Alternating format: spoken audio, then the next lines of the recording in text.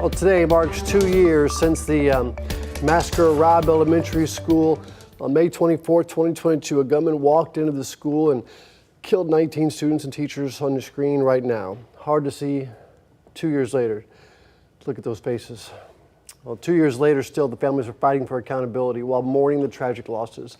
And no one has faced criminal charges for the shooting. We need them to come out and say, look, we failed.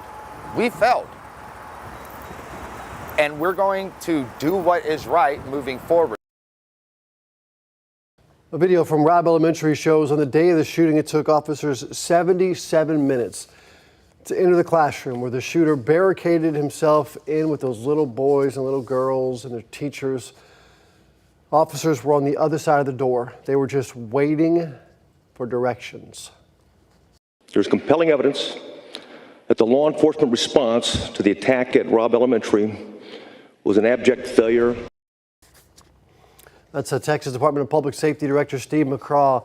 Multiple investigations after the shooting found fault in the inaction of troopers and officers during the shooting. Before results were released, McCraw says that he would resign, or said he would resign from his position if fault was found.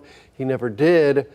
A grand jury is currently considering whether any of the close to 400 federal, state, and local law enforcement officers should be criminally charged in the shooting.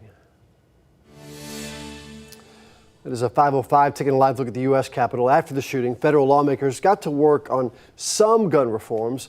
Congress advanced a new measure that enhances background checks for anyone under 21 trying to buy a gun, prevents people convicted of domestic violence from owning guns, and provides federal money for gun violence prevention programs, for school security, and for mental health. However, the package fell short of what President Joe Biden wanted, which was a ban on assault-type weapons. Now, it was the first gun reform in decades. U.S. Senator from Texas John Cornyn was one of the lawmakers behind the bipartisan law.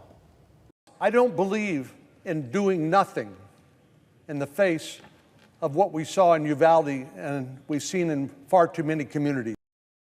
Well, Senator Ted Cruz did not vote to pass the measure. Instead, he introduced his own unsuccessful law that required armed guards at schools. In our next half hour, we're going to go over what Texas lawmakers have done since the shooting. And today, families of victims and survivors will take part in a candlelight vigil in Uvalde to remember these 21 people. Texas State Senator Roland Gutierrez plans to be there. And remember, last year, he introduced 21 bills aimed to reduce gun violence. None of them were even heard in the Senate.